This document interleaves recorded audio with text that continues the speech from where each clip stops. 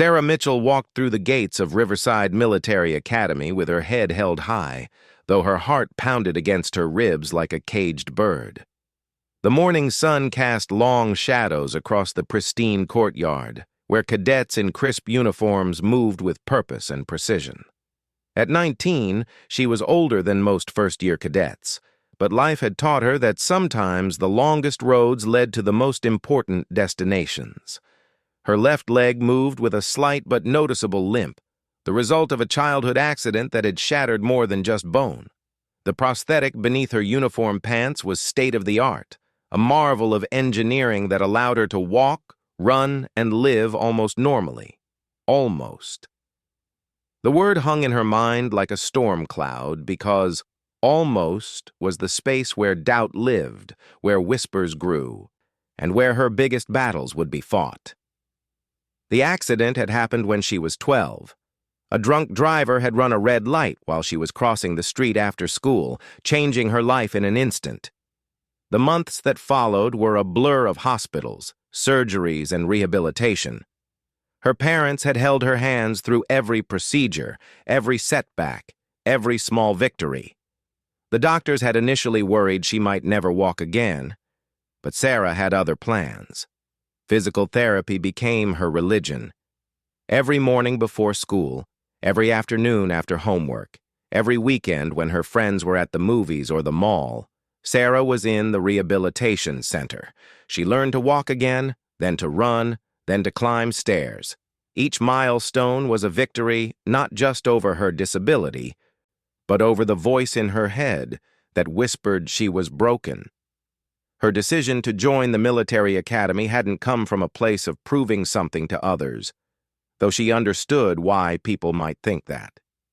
It came from a deep desire to serve, to be part of something bigger than herself. Her grandfather had been a Navy pilot in Vietnam, and her uncle had served in the Army Rangers. Military service was woven into the fabric of her family's story, and she wanted to add her own thread to that tapestry. The application process had been grueling. Physical fitness tests, medical examinations, psychological evaluations, and interviews that seemed designed to find every weakness and exploit it. When the acceptance letter arrived, she had stared at it for a full minute before the words sank in. She was going to be a cadet. But walking onto campus was different from reading an acceptance letter. The reality of military life hit her immediately. The other cadets moved with an ease she envied, their bodies whole and uncompromised. She watched them march in perfect formation, their steps synchronized like a human metronome, and wondered if she would ever fit into that rhythm. Her roommate was Jessica Chen, a petite girl from California with an infectious smile and enough energy to power a small city. Jessica had the kind of natural athleticism that made everything look effortless, from the morning calisthenics to the afternoon drill sessions. She was kind enough not to stare at Sarah's limp, but Sarah could see the questions in her eyes. The first few days were a whirlwind of orientation activities, uniform fittings, and getting acquainted with the academy's strict schedule. Reveille at EO 5:30, breakfast at EO 6:30, classes from 800 to 1200, lunch at 1200, physical training at 1300, more classes from 1500 to 1700, dinner at 1800, study hall from 1900 to 2100, and lights out at 2200. Every moment was accounted for, every activity designed to build discipline and character. Sarah threw herself into the academic work with the same intensity she had brought to her rehabilitation. Military history, mathematics, leadership principles, and strategic studies became her new physical therapy. She could compete on this level playing field, where her mind mattered more than her leg. But the physical challenges were unavoidable. Morning runs around the academy's perimeter were her first real test. The route was 3 miles of hills, flat stretches, and obstacles designed to push cadets to their limits. Sarah had trained for this, logging countless miles on treadmills and outdoor tracks. But training alone was different from keeping pace with 60 other cadets. She started strong, her prosthetic working smoothly as she found her rhythm. The first mile felt good, her breathing steady and her form solid.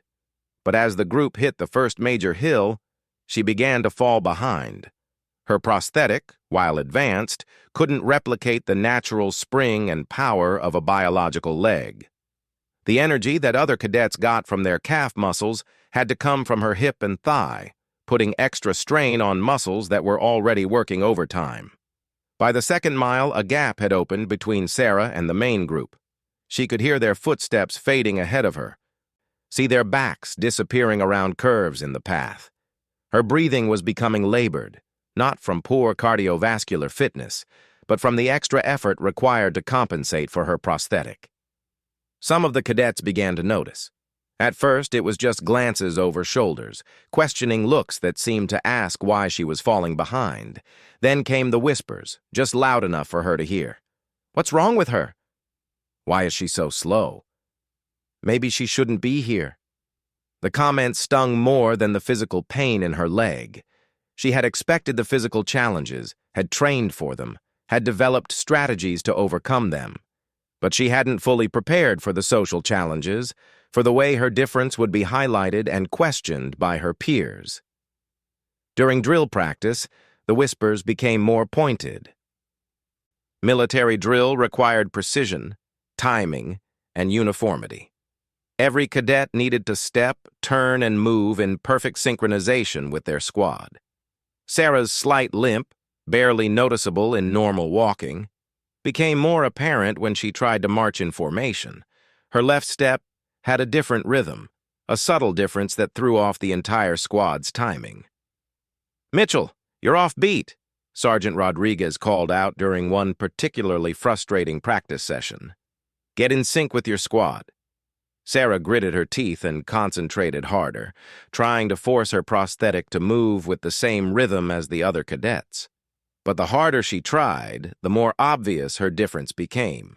Her squad mates began to show signs of frustration, their perfect formation constantly disrupted by her inability to match their pace exactly. After practice, she overheard two cadets talking near the barracks. "She's going to get us all in trouble," one of them said. "Why did they even let her in? This isn't a charity case." "I heard she lost her leg in some accident," the other replied. "Probably thinks the military owes her something." Sarah felt her face burn with shame and anger. She had never asked for special treatment, never wanted to be seen as a charity case. All she wanted was the chance to serve, to prove that her disability didn't define her capabilities. That night, alone in her room while Jessica was at study group, Sarah sat on her bed and stared at her prosthetic leg. The high-tech device that had given her back her mobility now felt like a weight dragging her down. She thought about her grandfather's stories of Vietnam, about courage under fire and brotherhood forged in adversity. She wondered if he would be proud of her now, struggling to keep up with a simple morning run. Her phone buzzed with a text from her mother. "How are you doing, sweetheart? We're so proud of you." Sarah stared at the message for a long time before typing back, "Everything's fine. Love you too." But everything wasn't fine. The gap between her and her fellow cadets seemed to widen each day, not just in physical performance, but in acceptance and respect.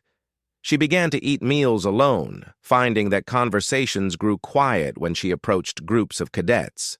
Her difference had become the elephant in the room, the thing everyone noticed but no one wanted to address directly. The real test came during the first major physical fitness evaluation. All cadets were required to complete a series of exercises within specific time limits: push-ups, sit-ups, pull-ups, and a timed run. Sarah had trained for months for this moment, working with specialized trainers who understood the unique challenges of her prosthetic. She excelled at the upper body exercises, her years of compensation training having built impressive arm and core strength. Her push-up and pull-up numbers were among the best in her class, earning surprised looks from cadets who had assumed she was weak overall. But the timed run was a different story. The course included obstacles, uneven terrain, and elements that challenged her prosthetics limitations. As she navigated the obstacles, she could feel herself falling behind the pace needed to pass. Her breath came in ragged gasps, not from poor conditioning, but from the enormous effort required to push her prosthetic through movements it wasn't designed for. She finished the course, but several minutes over the required time. The instructor marked her score with a neutral expression, but Sarah could see the disappointment in his eyes. Around her, other cadets celebrated their passing scores, their relief and joy a sharp contrast to her own sense of failure. Walking back to the barracks, she heard the whispers again, louder now and less concerned with hiding their content. She's bringing down the whole program. Why don't they just send her home? This is embarrassing for everyone. The words hit her like physical blows, each comment a reminder that despite all her preparation, all her determination, she was still seen as the weak link. That night, she called her parents, and for the first time since arriving at the academy, she cried. "Maybe they're right," she whispered into the phone. "Maybe I don't belong here. Maybe I'm fooling myself thinking I can do this." Her father's voice was steady and strong. "Sarah, you've overcome more in your life than most people face in their entire existence. The question isn't whether you belong there. The question is whether they're worthy of having you." His words gave her strength, but they didn't change the reality of her situation. She was struggling, falling behind and becoming isolated from her peers.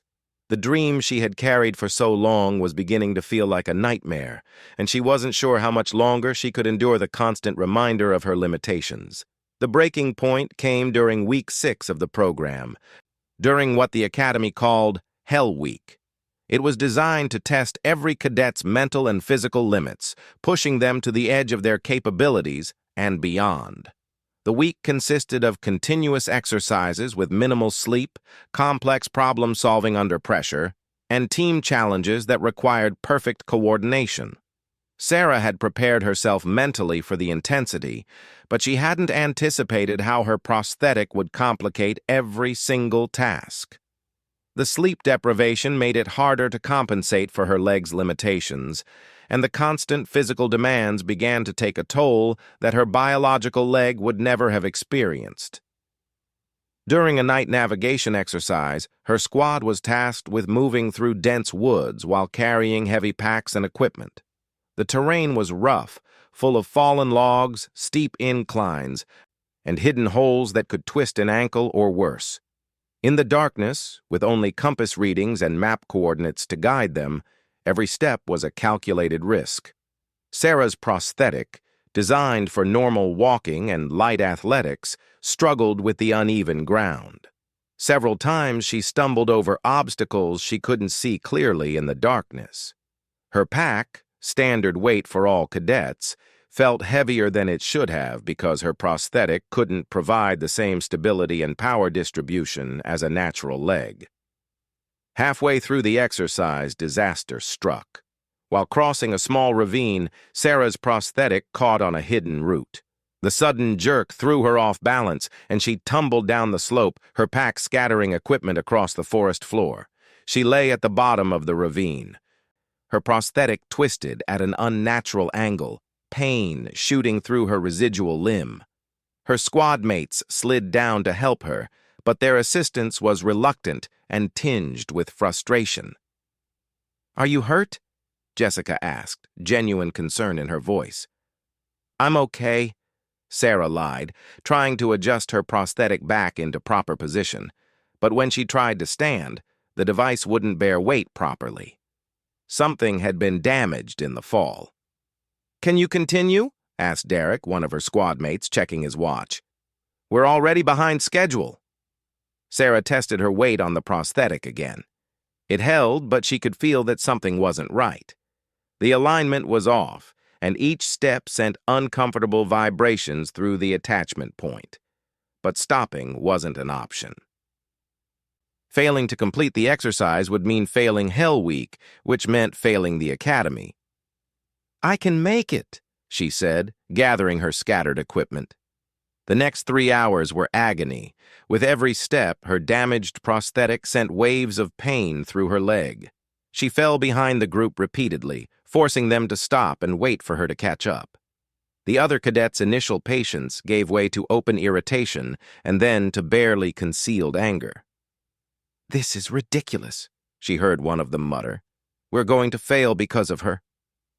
"Maybe she should just drop out," another added. "Save everyone the trouble." The comments were no longer whispered. They were meant for her to hear, designed to break her spirit and convince her to quit. With each painful step, each moment of struggle, her squad mates grew bolder in their criticism. By dawn, when they finally reached the checkpoint, Sarah was nearly delirious with pain and exhaustion. The instructor took one look at her condition and ordered her to report to the medical facility immediately. As she limped away from the group, she heard Derek say to the others, "Finally, maybe now we can actually compete." The medical examination revealed that her prosthetic socket had cracked during the fall, causing the poor fit and pain. The device would need to be sent for repairs, leaving Sarah essentially immobilized for the remainder of Hell Week. It was a devastating blow that effectively ended her participation in the most crucial phase of cadet training. Dr. Martinez, the Academy's medical officer, was kind but direct. "Sarah, you need to seriously consider whether this program is right for you. The physical demands are only going to increase, and your prosthetic is going to face challenges that it simply wasn't designed for." "I can get a better prosthetic," Sarah protested. "Something more durable, designed for military use." "That's not the point," Dr. Martinez replied gently.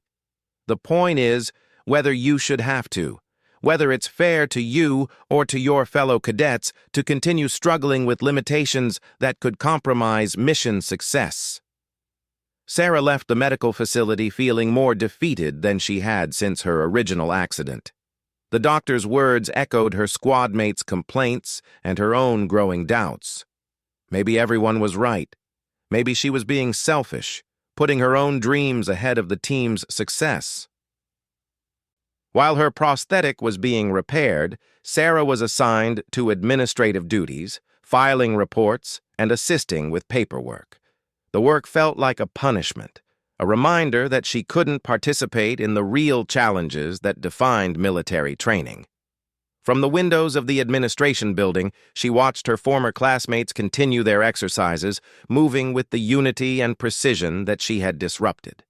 The isolation was complete now. Other cadets avoided her, seeing her as a failure and a liability. Even Jessica, who had been kind from the beginning, seemed uncomfortable around her. Meal times were silent affairs. Study sessions were solitary. And the camaraderie that was supposed to be built during these challenging weeks was completely absent from Sarah's experience. She began to seriously consider quitting. Late at night, she would draft resignation letters in her mind, imagining the relief on everyone's faces when she announced her departure. She could return home, find a different path, maybe go to college and pursue a career that didn't require the physical demands that highlighted her limitations. But something held her back. Perhaps it was her grandfather's voice in her memory, telling stories of soldiers who faced impossible odds and found ways to overcome them. Perhaps it was the memory of all those hours in physical therapy, learning to walk again when everyone said it might be impossible. Or perhaps it was simple stubbornness, a refusal to let her disability define the boundaries of her life. When her repaired prosthetic was returned, Sarah threw herself back into training with desperate intensity. She woke up earlier than everyone else to practice drill formations alone, trying to perfect her timing without holding up her squad. She ran extra miles in the evening, pushing herself to improve her speed and endurance. She studied military manuals with obsessive focus, determined to excel in areas where her prosthetic wasn't a disadvantage.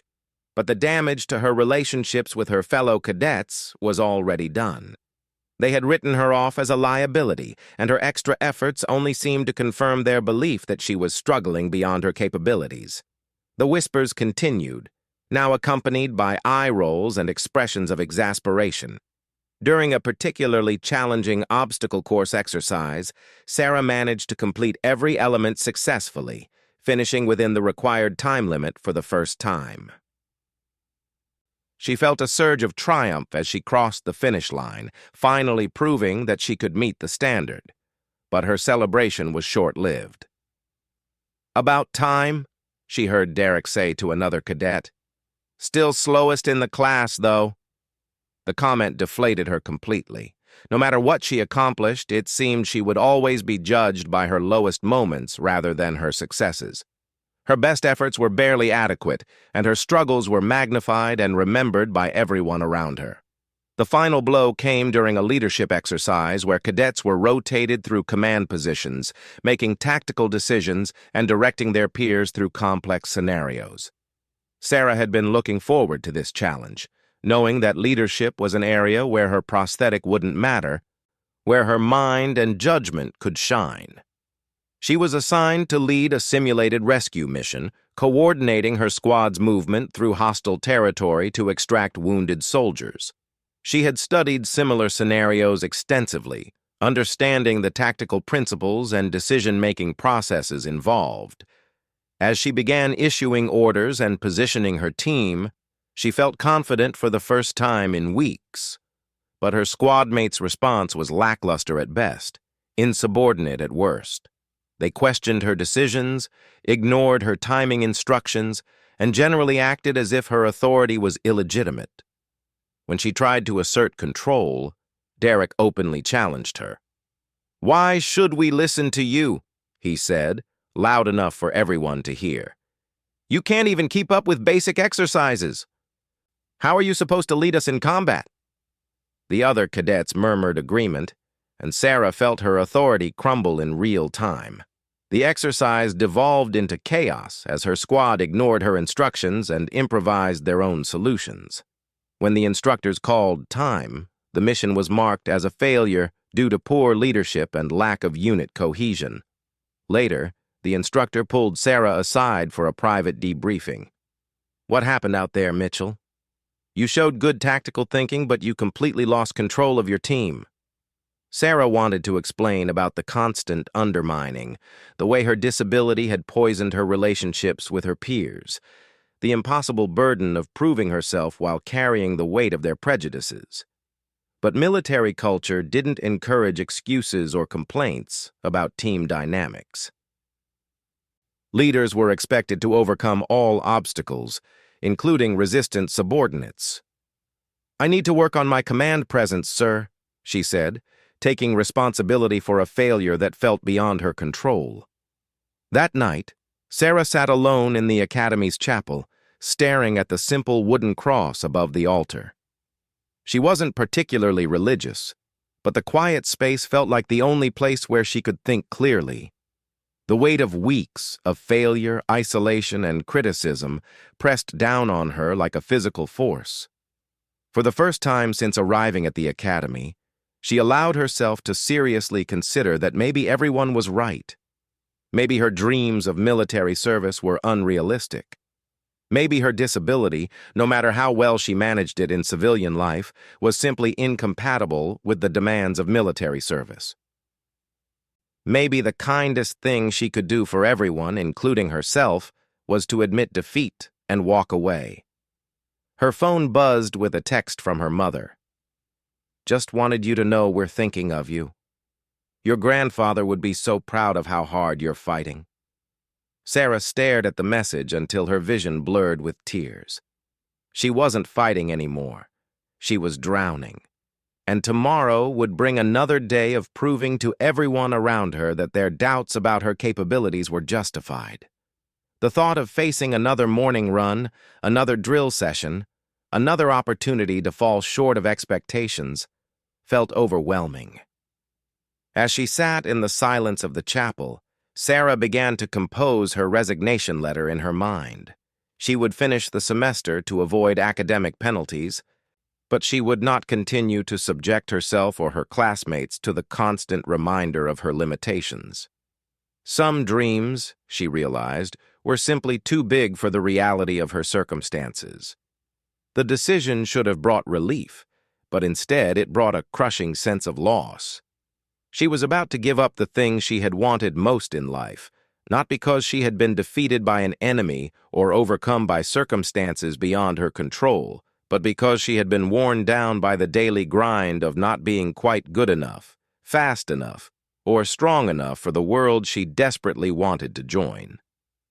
The next morning brought an unexpected announcement that would change everything. Wing Commander Patricia Hayes, a decorated Air Force officer and the Academy's senior military instructor, would be conducting special evaluation exercises with all cadets.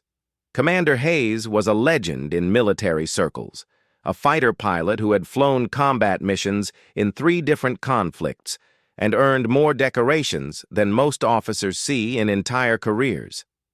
Sarah had studied Commander Hayes' career extensively, reading about her groundbreaking work as one of the first female fighter pilots and her innovative approaches to military leadership. The commander was known for her no-nonsense approach and her ability to see potential in unexpected places, but she was also famous for her impossibly high standards and her willingness to wash out cadets who couldn't meet them.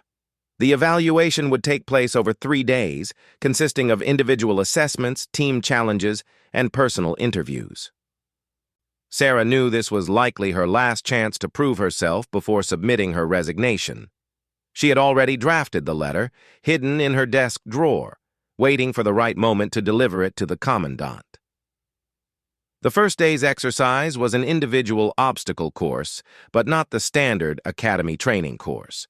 This one had been designed by Commander Hayes herself, incorporating elements that tested not just physical capability, but problem-solving, adaptability, and mental toughness under pressure. Each cadet would run the course alone, with only the commander observing and taking notes. Sarah watched from the staging area as her classmates tackled the course one by one.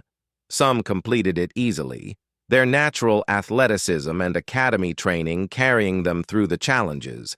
Others struggled but persevered, showing determination even when their technique wasn't perfect. A few failed completely, unable to overcome obstacles that required specific skills they hadn't developed. When her name was called, Sarah approached the starting line with a mixture of dread and resignation. This would likely be her final performance as a cadet, her last chance to show what she could do before accepting that she didn't belong in this world. Commander Hayes stood nearby, clipboard in hand, her expression unreadable behind aviator sunglasses. "Cadet Mitchell," the commander said, her voice crisp and professional. "Are you ready to begin?" "Yes, ma'am," Sarah replied, though she felt anything but ready. The first obstacle was a wall climb, 12 feet of vertical wooden surface with minimal handholds. Sarah had practiced this extensively, knowing that her upper body strength was one of her advantages. She attacked the wall with confidence, using her arms and core to pull herself up efficiently. Her prosthetic provided stability but wasn't needed for the actual climbing motion. The second obstacle was more challenging. A balance beam suspended 8 feet off the ground, with various impediments designed to throw off a cadet's equilibrium. Sarah's prosthetic made balance more difficult, as she couldn't feel the beam through her artificial foot the way she could with her natural leg. But she had developed techniques to compensate, using her arms and core for stability while moving slowly and deliberately across the beam. Halfway across, she wobbled dangerously, her prosthetic not providing the feedback she needed to adjust her weight distribution. For a moment, it seemed she might fall, which would mean restarting the obstacle with a significant time penalty. Instead, she dropped into a crouch, using her hands for additional balance, and continued across the beam in an unconventional but effective manner. The third obstacle was what finally revealed the true nature of Commander Hayes' test. It was a puzzle box, a complex mechanical device that required fine motor skills and logical thinking to unlock. But the catch was that it was positioned at ground level, forcing cadets to work in an uncomfortable position that added physical stress to the mental challenge. Sarah's prosthetic actually helped here, allowing her to kneel comfortably for extended periods without the muscle fatigue that affected other cadets. Her years of dealing with mechanical devices, from prosthetic adjustments to rehabilitation equipment, had given her an intuitive understanding of how complex mechanisms worked. She solved the puzzle in less time than any previous cadet, her fingers working quickly and confidently through the sequence of moves required. The final obstacle was the most daunting, a rope climb to a platform 30 feet above the ground, followed by a zip-line descent to the finish. Sarah's heart sank as she approached the thick rope. This was exactly the type of challenge where her prosthetic was a significant disadvantage, requiring her to pull her entire body weight using primarily her arms, while her prosthetic couldn't provide the gripping power of a natural foot. She began the climb slowly, wrapping the rope around her prosthetic in a way that provided some support while relying mainly on her arm strength. Each pull upward was a monumental effort, her muscles burning with the strain of compensating for her legs' limitations. Below her, she could sense Commander Hayes watching intently, though she couldn't spare the energy to look down. Halfway up, her arms began to shake with fatigue.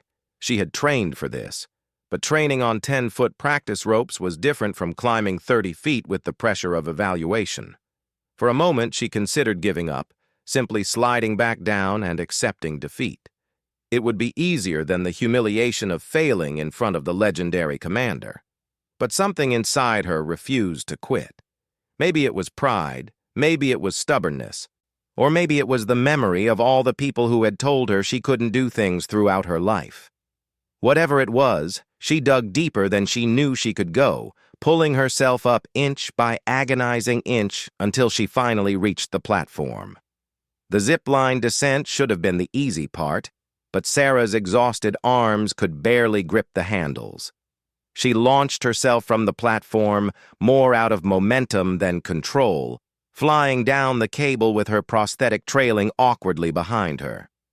She landed hard at the bottom, rolling to absorb the impact, but she had completed the course. Commander Hayes approached her as she struggled to catch her breath. "Interesting technique on the rope climb, Mitchell. Not textbook, but effective." "Thank you, ma'am," Sarah gasped, still lying on the ground. "Walk with me," the commander said, offering a hand to help Sarah to her feet. They walked to a quiet area away from the other cadets, where Commander Hayes sat on a bench and motioned for Sarah to join her. For several moments, they sat in silence, watching the rest of the cadets prepare for their runs. "How long have you had the prosthetic?" Commander Hayes asked finally. 7 years, ma'am. Since I was 12. "And you decided to pursue military service anyway? Why?" Sarah had answered this question dozens of times during the application process, but somehow sitting next to this legendary officer, she found herself giving a different answer than usual. "Because I'm tired of being told what I can't do, ma'am. And because I think I have something to contribute that has nothing to do with whether my leg is made of titanium or bone." Commander Hayes nodded slowly. "What do you think your fellow cadets would say about your performance today?" The question stung because Sarah knew the answer. "They'd probably say I was too slow, ma'am, that I held up the exercise and found ways to cheat the obstacles." "And what would you say to them?" Sarah considered her words carefully. "I'd say that I completed every obstacle, ma'am. Maybe not the way they would have done it, but I found solutions that worked for my capabilities. Isn't that what we're supposed to do in combat? Adapt and overcome?" Commander Hayes smiled for the first time since Sarah had met her. "Indeed it is, Cadet Mitchell. Indeed it is." The second day's evaluation was a team exercise, and Sarah found herself assigned to a squad that included Derek and several other cadets who had been her harshest critics. The task was a complex tactical scenario requiring the squad to capture and hold a strategic position while under simulated enemy fire. From the beginning, it was clear that her squad mates intended to marginalize her role. They assigned her to rear security, essentially keeping her out of the main action. When she tried to contribute tactical suggestions based on her extensive study of military manuals, Derek cut her off dismissively. "Just stay in position, Mitchell. We've got this handled." But the exercise didn't go according to their plan. The simulated enemy forces were more aggressive and creative than expected, attacking from multiple directions and forcing the squad to adapt quickly. Sarah, positioned in the rear, was the first to spot an enemy flanking maneuver that would have caught the entire squad by surprise. "Contact rear! 3 enemy approaching through the ravine!" she called out, abandoning her position to intercept the threat. Her warning gave the squad time to reposition, but it also put her directly in the path of the simulated enemy forces. Using the tactical knowledge she had absorbed from countless hours of study, Sarah set up a defensive position that channeled the enemy into a kill zone where her squad mates could engage them effectively.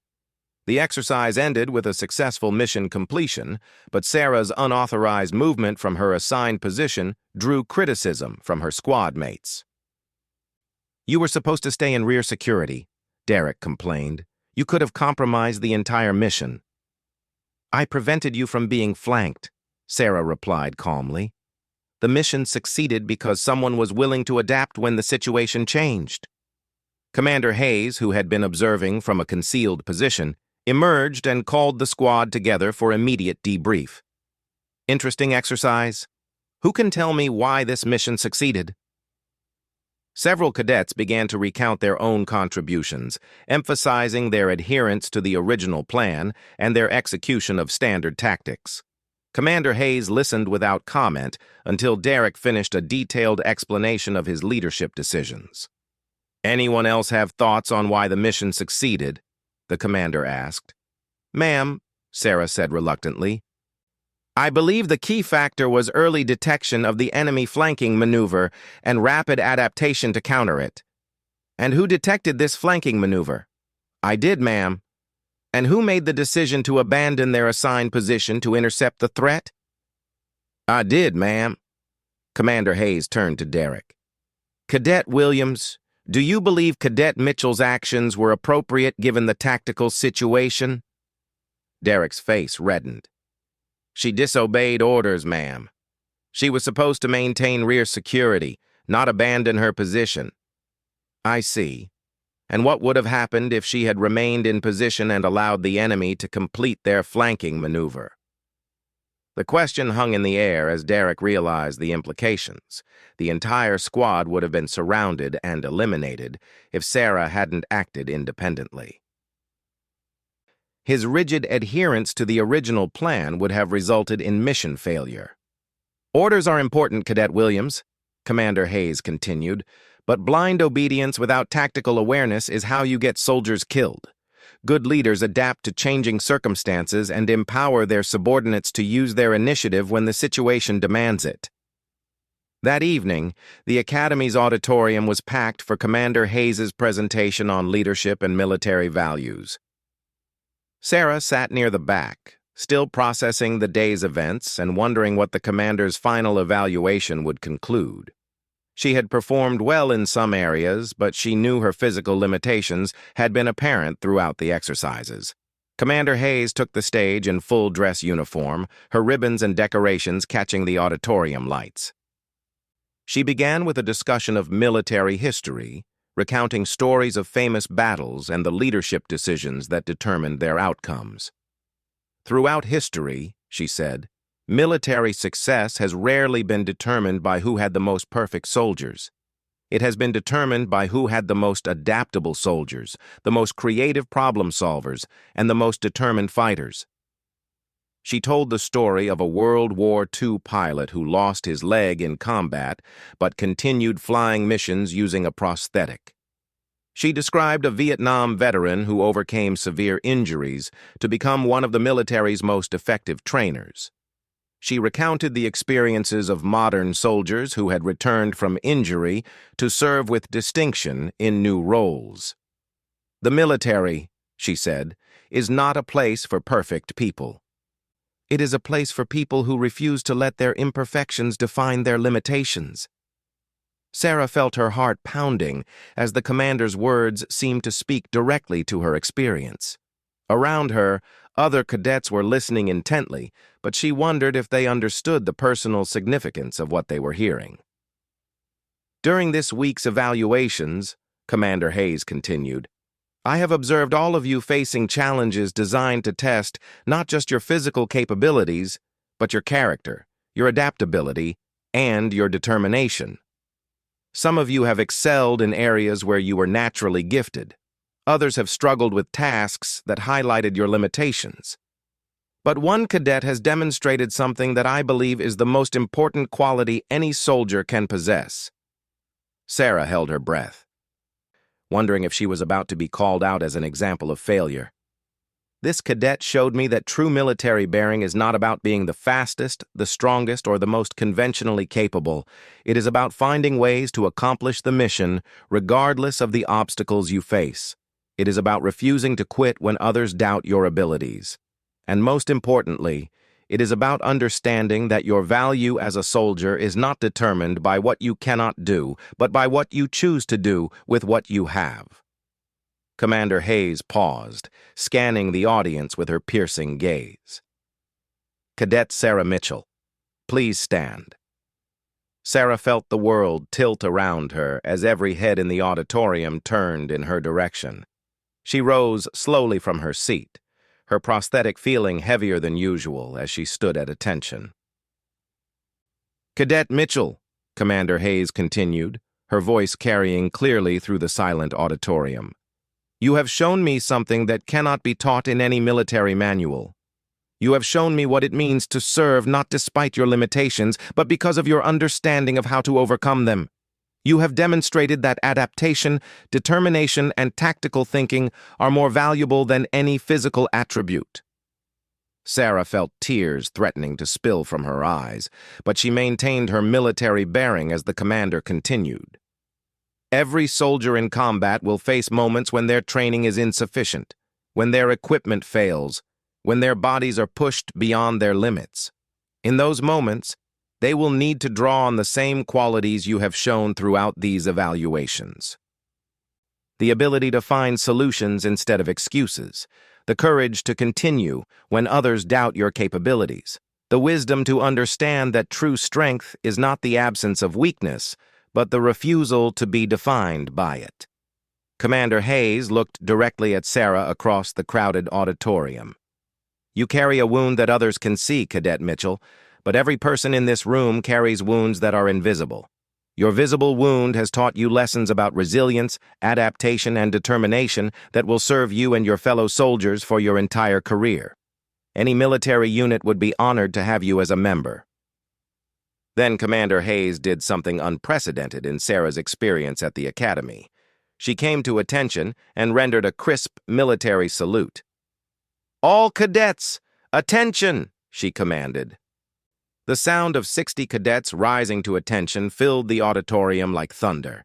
Without exception, every cadet in the room stood and saluted Sarah, their faces showing a mixture of surprise, respect, and understanding. The United States military is not a place for the perfect, Commander Hayes said as the salute was held. It is a place for the determined, the adaptive, and the brave. Cadet Mitchell embodies all of these qualities, and I am proud to recommend her for continued service and advancement in this academy. As Sarah returned the salute with trembling hands, she saw faces around the auditorium that looked at her differently than they had that morning. Derek's expression showed shame and new understanding. Jessica was crying openly, her face bright with pride. Even the cadets who had been most critical were standing at rigid attention, showing the respect that military protocol demanded and that Sarah had finally earned. When the ceremony ended and the auditorium began to empty, cadets approached Sarah one by one. Some offered apologies for their earlier treatment. Others expressed admiration for her performance during the evaluations. Derek, to his credit, sought her out personally. "Mitchell," he said, his usual arrogance replaced by genuine humility, "I owe you an apology. I was wrong about you, and I was wrong about what makes a good soldier." We're all learning, Sarah replied, offering him her hand. That's what we're here for. Later that evening, Sarah sat alone in her room, staring at the resignation letter she had written days earlier. The words that had seemed so necessary then now felt like artifacts from a different lifetime. She tore the letter into small pieces and threw them in the trash. Her phone buzzed with a message from her grandfather, who somehow seemed to know exactly when she needed to hear from him. Heard through the grapevine that you made quite an impression this week. Your grandmother and I always knew you had the heart of a warrior. We love you. Sarah smiled through her tears as she typed back. Still fighting, Grandpa, still winning. Outside her window, she could hear the evening sounds of the academy continuing its eternal rhythm. Tomorrow would bring new challenges, new opportunities to prove herself, and new chances to grow as a soldier and a leader. But tonight, for the first time since arriving at the academy, Sarah felt like she truly belonged. The wound she carried would always be with her, a visible reminder of the accident that had changed her life forever. But she had learned that wounds could become sources of strength, that limitations could inspire innovation, and that the respect of others had to be earned through character rather than demanded through perfection. As she prepared for bed, Sarah looked at her prosthetic leg with new appreciation. It wasn't a symbol of what she had lost anymore. It was a reminder of what she had overcome and what she was still capable of overcoming. Tomorrow would bring new challenges, but she would face them not as someone trying to prove she belonged, but as someone who knew she had always belonged and was finally ready to show everyone else what she could do.